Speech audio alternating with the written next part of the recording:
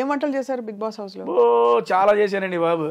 ఏంటి పులిహార చేశాను, egg fried rice, బంగాళదుంప పోపు. అందుకే టేస్టీ అని వచ్చిందా మీకు? మేడం టేస్టీ అని పేరు ఎలా వచ్చింది? I have YouTube channel madam. Oh tasty Teja అని ఒక యూట్యూబ్ ఛానల్ ఉంది. మీరు కుక్కు చెఫ్ చేస్తాను కానీ దాంట్లో చేసేది ఏంటంటే సినీ సెలబ్రిటీస్తో మూవీ ప్రమోషన్స్ చేస్తా. అండ్ తెలుగు, తమిళ్, కన్నడ, మలయాళం 4 భాషలకు సంబంధించిన యాక్టర్లతో 150 పైగా యాక్టర్లతో మూవీ ప్రమోషన్స్ చేసిన ఏకైక యూట్యూబర్ నేను.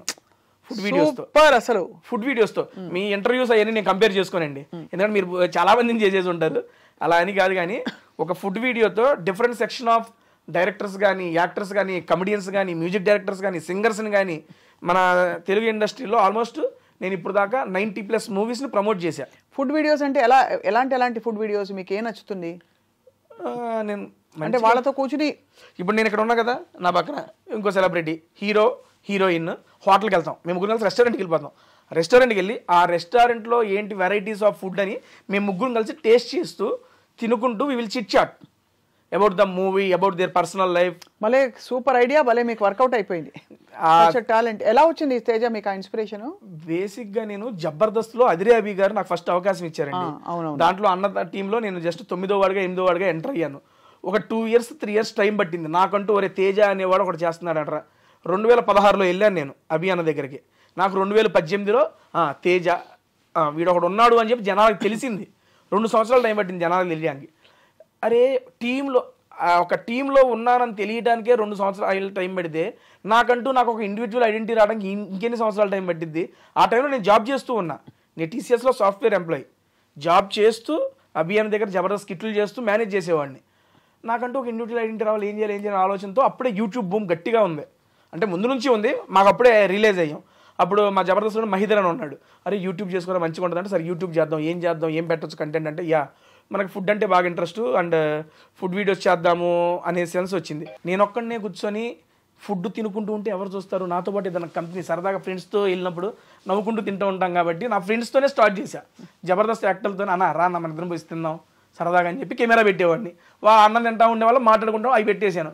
అవి నెక్స్ట్ లెవెల్ రీచ్ వెళ్ళినాయి. అవి అస్సలు ఎక్స్పెక్ట్ చేయలే. వెళ్తూ సుదర్శనంతో, మన కమెడియన్ నెల్లూరు సుదర్శన్ గారు ఉన్నారు, ఆయనతో ఒక వీడియో చేసి అది నెక్స్ట్ లెవెల్ వైరల్ అయింది. దాని తర్వాత యూవీ క్రియేషన్స్ నుండి, గీతా ఆర్ట్స్ నుండి కాల్స్ వచ్చి మూవీ ప్రమోషన్స్ చేయి మా మూవ్ అని PROలు. అక్కడ నుంచి స్టార్ట్ అయింది మేడం జర్నీ. ఆ జర్నీ బిగ్ బాస్ సీజన్ 7 దాకా తీసుకెళ్ళింది. సీజన్ 7లో నేను చూపించిన పెర్ఫార్మెన్స్ వాళ్ళకి నచ్చి సీజన్ 8లో కూడా మరొక అవకాశం వచ్చేలా చేసింది. మళ్ళీ పిలుస్తారా? ఎక్కువ జనాలు కొడతారు ఈసారి. అంతేనా? 2 సార్లు విన్యాసాలు డన్ అయిపోయింది. చేయాల్సిందంతా చేసాం. ఇంకా ఇప్పుడు మళ్ళీ ఇంకేమైనా మిగిలిందంటే కప్పు అన్నాం అనుకోవచ్చు, పెట్టుకు కొడతారు. వద్దురా బాబు, మనకి వచ్చిన చాలు మూసు కూర్చో సంతృప్తి చెందే, సాటిస్ఫైడ్ అంతే. మోస్ట్ ఫేవరెట్ మీ కో కంటెస్టెంట్ ఎవరు బిగ్ బాస్ హౌస్ లో ఈసారి? ఇప్పుడు ఈ సీజన్లో అయితే రోహిణి గారు, అవినాష్ అన్న. సీరియస్లీ రోహిణి గారు నాకు అంతకుముందు ఆవిడ జస్ట్ ప్రొఫెషనల్గా తెలుసు అంతే, ప్రొఫెషనల్గా కో ఆర్టిస్ట్గా తెలుసు అంతేలే. కానీ ఈ సీజన్లోకి వచ్చినాక చాలా బాగా కనెక్ట్ అయిపోయారు మేడము.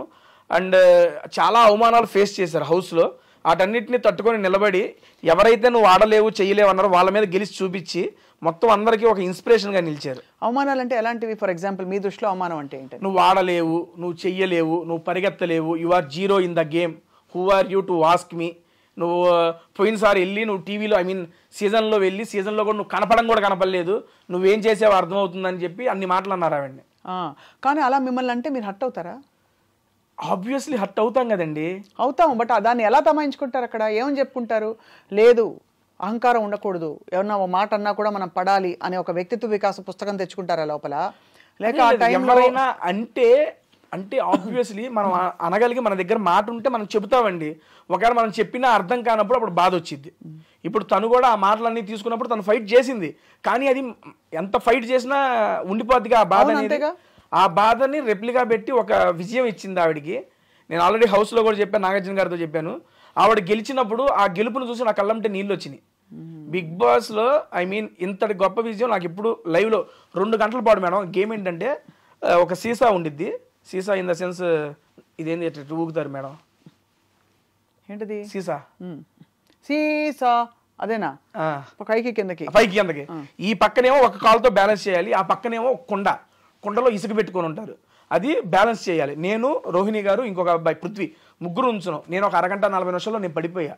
రోహిణి గారు ఈ లెగ్కి ఇంజూరీ సర్జరీ జరిగిన ఆ కాలుతో 2 గంటల పాటు బ్యాలెన్స్ చేశారు.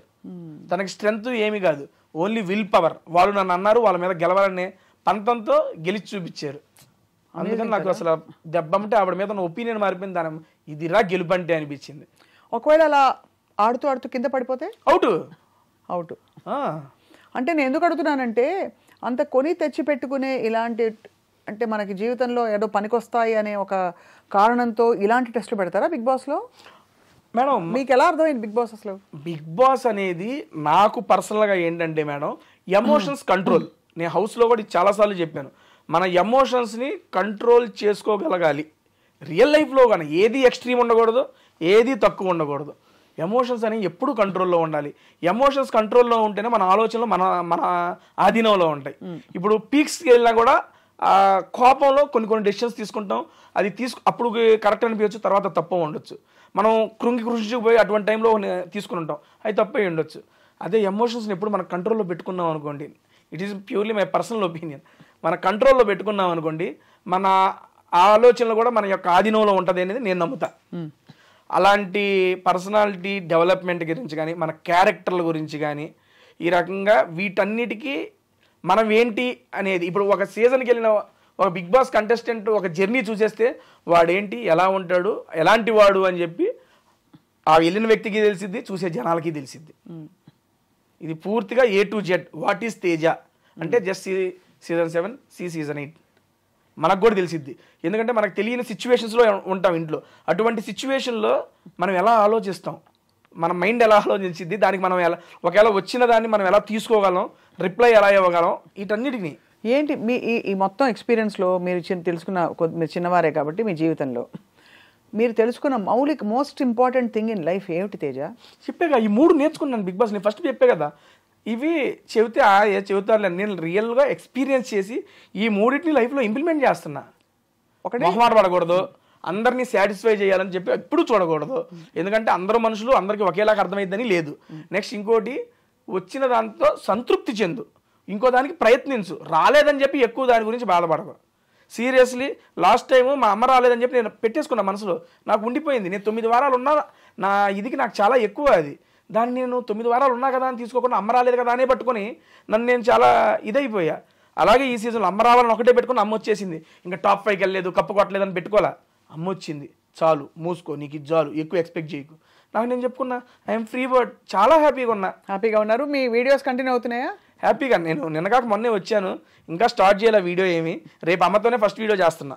అబ్బా, ఎక్కడ తీసుకెళ్తున్నారు అమ్మని? అమ్మతోనే ఫుడ్ వీడియో, ఒక రెస్టారెంట్ అనుకున్నాను, వెళ్ళి అక్కడ ఫుడ్ వీడియో చేసి, నేనేం చెప్పను నా బిగ్ బాస్ జర్నీ మీద. ఇప్పుడు మీరు ఎలాగైతే అడుగుతున్నారు, అమ్మ నువ్వు చూసావు కదా, నీకేమనిపించింది? మా అమ్మ క్వశ్చన్లు అడుగుతా ఉంటే నేను ఆన్సర్లు చెబుతా ఉంటా. అమ్మ చూసి ప్రతి వారం ఏమనేవారు, ఏమనుకునేవారు, అడిగారా? అసలు ఏం లేదు, దాని గురించి ఏం మాటలా. ఫస్ట్ కెమెరా ముందే అమ్మని అడగబోతున్నారు రేపు. అదే అడగబోతున్నారు. అమ్మ కలిపి నోట్లో పెట్టారా? ముద్ద ఉన్నా పెట్టారుగా. ఏం పెట్టారు? పప్పు ఆవకాయ, ముద్దపప్పు ఆవకాయ నెయ్యి వేసి మంచిగా కలిపి ఇక రాగానే హ్యాపీగా పెట్టేశారు. అవన్నీ బాగా మిస్ అయి ఉంటారు మీరు తేజ అక్కడ. ఇంట్లోకి వచ్చేటప్పుడు, మొన్న అమ్మ ఇంట్లోకి వచ్చేటప్పుడు చికెన్ కర్రీ అను ఆలు చేసుకొచ్చింది. నాకు ఆలు ఫేవరెట్. అండ్ మా అమ్మ చికెన్ నెక్స్ట్ లెవెల్ చేసిద్ది. నాకు కూడా అడ్డు పెట్టుకోండి, హౌస్ మేట్స్ మొత్తం అవగొట్టేశారు. అంతేనా? అమ్మ ఇంట్లో ఉండగానే అయిపోయినాయి అండి మొత్తం. అంత బాగా మంచిగా వండుతారు మా అమ్మ. మధ్యలో అంటే ఇది వరకు బాగా ఈ బిగ్ బాస్ హౌస్లో లింకప్లు ఎక్కువ ఉండేవి, అమ్మాయిలు అబ్బాయిలు ఉంటే. వీళ్ళకి వాళ్ళకి అది ఉంది, వీళ్ళకి ఏదో అది. మీకు అలాంటివి ఏమి రాలేదా సమస్యలు? ఇప్పుడు బాగా తగ్గాయి, గత కొన్ని సీజన్స్గా తగ్గాయి, 2-3 సీజన్స్. ఏమి లేదండి, అయ్యే ఉంటానే ఉంటాయి, వస్తానే ఉంటాయి. బేసిక్గా జనాలు దేనికైతే అట్రాక్ట్ అవుతారో దాని మీద ఎక్కువ ఇంట్రెస్ట్ చూపిస్తారు. ఆబ్వియస్లీ ఒక అమ్మాయి అబ్బాయి రిలేషన్ మీద ఎవరికైనా ఇంట్రెస్టే. అరే ఏంట్రా ఇది, ఏం చేస్తున్నారు వాళ్ళు, ఎలా ఉన్నారా, ఏంట్రా చూడాలని అందరికీ ఉంటుంది. ప్రతి సీజన్లో అది ఉంటానే ఉంటుంది. ఈ సీజన్లోనూ ఉంది, పోయిన సీజన్లోనూ ఉంది. నాకు అంతే. నాకు లాస్ట్ సీజన్లో శోభ మంచి ఫ్రెండ్, కానీ మాది బయట అరే ఏంట్రా, అరే శోభ ఏంట్రా, చాలా ఇంట్రెస్టింగ్గా చూశారు అదంతా. అండ్ అక్కడ క్రియేట్ అయిన బాండ్స్ సీరియస్లీ నేను నమ్మేది, నేను ఎక్స్పీరియన్స్ చేస్తాను, చాలా జెన్యూన్ బాండ్స్ అన్ని. అవునా? ఎందుకంటే అక్కడ మీరు కొన్ని అసహజ పరిస్థితుల్లో కూడా ఉంటారు. ఏదో మీ ఇల్లు లేకపోతే మీ ఇంట్లో అన్ని అందుబాటులో ఉండేలా కాకుండా కొత్త పరిస్థితుల్లో ఒకరికొకరు తోడ్పడుతూ ఉండాలి. తోడ్పడుతూ ఉండాలి. అప్పుడు ఒకళ్ళ మీద మనం చూపించే ఇంట్రెస్ట్, మన మీద వాళ్ళు చూపించే ఇంట్రెస్ట్, అది చాలా ప్యూర్గా జెన్యూన్గా ఉంటుంది. కొన్నిసార్లు ఫేక్ చేయొచ్చు, అది సెకండరీ. బట్ నాకు ఎదురైనవి అన్నీ ఆల్మోస్ట్ జెన్యూన్ బాండ్సే. అండ్ అప్పుడు వచ్చిన మన అమర్దీప్ కానీ శోభ గారు కానీ అప్పటి నుంచి కంటిన్యూ అవుతూనే ఉంది. లాస్ట్ 1 year నుంచి మా బాండ్ కంటిన్యూ అవుతూనే ఉంది. కలుస్తుంటారు ఫ్రీక్వెంట్గా, ఆల్మోస్ట్ 2 daysకి ఒకసారి కాల్ అయితే ఉండిద్దండి. ఆ లాస్ట్ 6 months నుంచి 2 daysకి ఒకసారి కాల్ మాట్లాడుకుంటాం మేము. ఇంతవరకు ఎలిమినేట్ అయిన పార్టిసిపెంట్స్ ఎవరెవరైతే ఉంటారో వాళ్ళ గురించి మీ అభిప్రాయం ఏంటి? ఫర్ ఎగ్జాంపుల్ సోనియా ఆకుల మధ్యలో ఎలిమినేట్ అవునండి. ఏమనిపించింది? అనిపించింది లేదు నాకు. అనిపించింది అంటే ఏ సెన్స్లో? మీరు అంటే ఎలిమినేట్ అయ్యారని తెలుసుకున్నప్పుడు మీ రియాక్షన్ ఎలా ఉంటుందో ఎక్స్పెక్టెడ్ అనిపించిందా? ఎందుకంటే బయటే ఉన్నాం కదా, నేను లోపల లేను. అప్పుడు లేదు తెలుసు, అప్పుడు మీరు బయట ఉన్నారు, బయట ఉన్నాం కాబట్టి బయట పరిస్థితులు చూస్తున్నాం కాబట్టి ఓట్ బ్యాంక్ ఎవరికి తక్కువ ఉంటుందని ఒక ఐడియా ఉంటుంది. ఎక్స్పెక్టెడ్ కదా సోనియా. కానీ ఇదంతా బేక్ బిలీవ్ కదా తేజ. అంటే ఇప్పుడు ఓట్ బ్యాంక్ అన్నది మీరు అన్నది బాగానే ఉంది. ఓట్ బ్యాంక్ తక్కువ ఉంటే మీరు మంచివారైనా మీకు కేపబుల్ వర్త్ ఉన్నా కూడా మీకు ఆటోమేటిక్గా అంటే ఎవరి సినిమా ఆడుతుందో వాళ్ళే బిగ్ బాస్ అవునండి, అంతే కదా. అది ఫేర్ అంటారా అన్ఫేర్ అంటారా?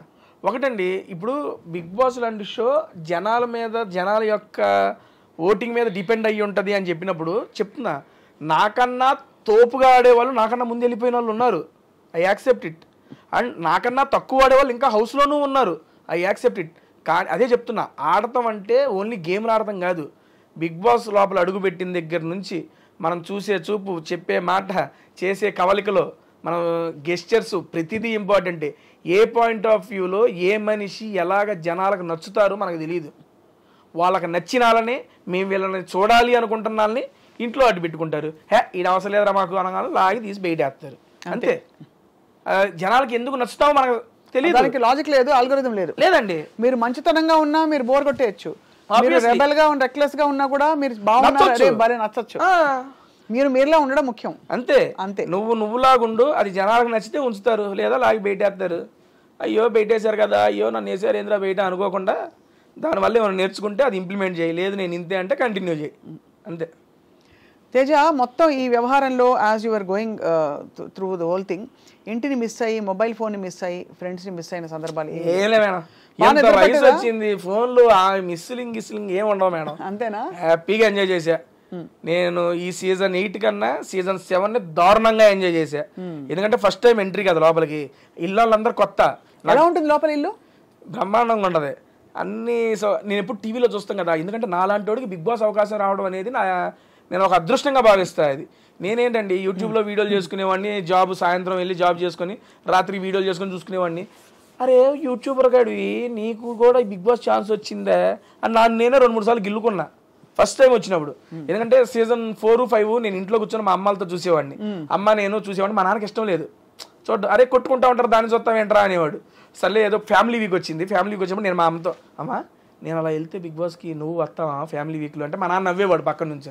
ఏది నవ్వుతున్నావు అంటే, నిన్ను పిలవడం మీ అమ్మ రావడం సరిపోయింది, ఇద్దరు కట్టేసి పడుకోండి అనేవాడు. సరదాగా సాగిపోయింది. అటువంటిది 4 years తిరిగేపాటికి 3 years అయ్యేపాటికి నిజంగా నేను బిగ్ బాస్ హౌస్లో ఉన్నా. అదే కదా, డబ్బులు బాగా ఇచ్చారా? మంచిగానే ఇచ్చారండి. I'm very satisfied. మనకి వర్త్ వాళ్ళు ఇచ్చిన దానికి. డబ్బులన్నీ ఏం చేశారు తేజ? వారానికి ఇంత అని చెప్పిస్తారు అందరికి? అవునండి, ఈ వీక్లీ పేమెంట్స్ ఉంటాయి. నా ఫస్ట్ దానితో మా ఫాదర్ కొన్ని లోన్స్ ఉంటే మా ఫాదర్కి ఇచ్చేసాను. ఎంత బంగారం నిజంగా మీరు అసలు. అవి టేక్ కేర్ చేశాను. అండ్ ఇప్పుడు సెకండ్ వచ్చే దాంట్లో మా హౌస్లో కూడా చెప్పాను, మా పెద్దమ్మ వాళ్ళ అబ్బాయికి కిడ్నీ ట్రాన్స్ప్లాంటేషన్ ఆపరేషన్ ఉంది, నాకు తోచినంత వచ్చిన దాంట్లో ఇవ్వాలి అని చెప్పి దాన్ని ఒకటి పెట్టుకున్న పక్కన. ఈ రెండింటికి అయితే దాన్ని ప్రజెంట్ ఉపయోగిస్తున్నాను అంతే. ఎందుకంటే నాకు కూడా మేడం బిగ్ బాస్ season 8 అనేది నాకు ఎక్స్ట్రా ఆపర్చునిటీ. అవును కదా. ఆ ఎక్స్ట్రా ఆపర్చునిటీలో నేను ఇక్కడ అమౌంట్ చూడాల, నేను అక్కడ మిస్ చేసుకుందా మా అమ్మని మిస్ చేసా, అమ్మని తీసుకొచ్చేయాలి. దాని తర్వాత వచ్చే అమౌంట్ అదంతా దానికి వాడుకుందాం, కానీ అది నాకు ఎక్స్ట్రా బోనస్. అవును. అండ్ బిగ్ బాస్ ఇచ్చిన పేరు వల్ల నేను ఓపెన్గా చెప్తున్నా, నేను మంచిగానే ఉన్నాను. నా యూట్యూబ్ ఛానల్ మంచిగా ఉంది. నేను ఇరానీ నవాబ్స్ అని నా కొత్త ఫ్రాంచైజీ ఒకటి పెట్టుకున్నాను. 22 branches ఓపెన్ చేసుకున్నాను. దాంట్లో అది మంచిగా నడుస్తుంది. దేవుడి దయ వల్ల సినిమాలు వస్తున్నాయి, మంచిగా ఈవెంట్లు చేసుకుంటున్నాను.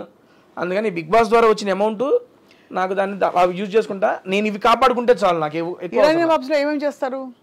ఇరానీ నవాబ్స్ అనేది బేసిక్గా tea franchise madam. Tea franchise నా ఫ్రెండ్స్తో ఇద్దరితో కలిసి స్టార్ట్ చేశాను. అది స్టార్ట్ చేసి నేను బిగ్ బాస్ హౌస్లోకి వెళ్ళేవాడికి 15 branches అయినాయి. ఇప్పుడు బయటకు వచ్చేవాడికి ఆల్మోస్ట్ 20-25 branches. అంటే ఇప్పుడు నేను బ్రాంచ్ పెట్టుకోవాలనుకోండి ఇరానీ నవాబ్స్ అని, మీ దగ్గర రెసిపీస్, మీ దగ్గర ఫ్రాంచైజ్ కొనుక్కోవాలి. అవును, ఎంటైర్ ఎక్విప్మెంట్ మేమే ఇస్తాం. మీరు ఇలాంటి ఒకటి క్లోజ్డ్ ఎన్విరాన్మెంట్ రూమ్ ఏదైనా ఇచ్చినా, లేదా మీరు డబ్బు ఏదైనా పెట్టుకున్నా దాంట్లో మొత్తం సెటప్ నేనే చేస్తా. నేనే చేసి దానికి సంబంధించిన మీకు ఇంగ్రీడియంట్స్ కానీ మొత్తం మేమే ఇస్తాం, కిచెన్ ఎక్విప్మెంట్తో సహా ఎవ్రీథింగ్ వి విల్. చాలా బాగుంటుందా మీ టీ? బ్రహ్మాండంగా. Irani knobs great. ఇప్పుడు దాకా పెట్టిన వాళ్ళందరూ ఆల్మోస్ట్ ఒక 2 to 3 monthsలోనే ఆ బ్రేక్ ఈవెన్ క్రాస్ అయిపోయారు. అవునా? ఏంటి స్పెషల్ చెప్పడా? ఇరానీ చాయ్ స్పెషల్ దాంట్లో. అదే ఏంటి ఆ స్పెషల్, ఆ రెసిపీ ఏమిటి చెప్పరా? రెసిపీ ఎట్లా చెబుతామండి, భలే కొన్నారే. ఏదో చెప్తే మేము కూడా రెసిపీ చెప్పేదేలే. పోనీ ఎప్పుడైనా వస్తే చాయ్ తాగిస్తారా? హ్యాపీగా తాగిస్తాను. అది చాయ్తో పాటు ఇంకా ఏమేమి ఉన్నాయి అక్కడ మేడం? అది బేసిక్గా ఇరానీ చాయ్ పెట్టుకున్నాం. దాంతోపాటు మీరు బేసిక్గా ఇంకా ఏమైనా యాడ్ చేసుకోవచ్చు. కొన్ని ఫ్రాంచైజీస్ ఏమైందంటే మాకు మీరు అమ్ముకున్న దాంట్లో రాయల్టీ ఇవ్వాలి అయ్యి అంటారు. మా దగ్గర రాయల్టీ లేదు, 1 time ఇన్వెస్ట్మెంట్, దట్స్ ఇట్. ఇంకా ప్రతిసారి మీరు మీరు అమ్ముకున్న దాంట్లో రాయల్టీ ఇవ్వాల్సిన పని లేదు. ఇప్పుడు మీరు ఇన్నే పెట్టుకున్నారు, ఎక్స్ట్రా పెట్టుకుంటారంటే ఎక్స్ట్రా ఎందుకు పెట్టుకుంటారు, మాకు ఇవ్వాలి, దాంట్లో రాయల్టీ అంటారు. ఏమి లేదు. మేము టీతో పాటు సమోసా స్నాక్ ఐటమ్స్ అవి ఉంటాయి, లేదా లస్సీలు వీటికి సంబంధించిన అవి ఉంటాయి. వాళ్ళు కూడా బిర్యానీస్ పెట్టుకున్న బ్రాంచెస్ కూడా ఉన్నాయి. రీసెంట్గా ఇక్కడ మనకి గోకుల్ ఫ్లాట్స్ దగ్గర ఓపెన్ చేశారు. ఎంటైర్ టిఫిన్స్ దగ్గర నుంచి బిర్యానీస్ దాకా మొత్తం ఉన్నాయి. సో మొత్తానికి మీ ప్రయాణం ఏదో ఆహారంతో కొనసాగుతుంది. టోటల్ ఫుడీ మ్యాన్ రియలీ కదా. అనుకోకుండా మేడం, సీరియస్లీ ఎక్స్పెక్ట్ చేయలేదు. సరదాగా నాకంటూ ఒక యూనిక్ ఐడెంటిటీ చేద్దామని చెప్పి నేనేదో క్రియేట్ చేసుకున్నా, జనాలు ఆదరించారు, తీసుకొచ్చి మీ ముందు కూర్చోబెట్టారు ఇక్కడ.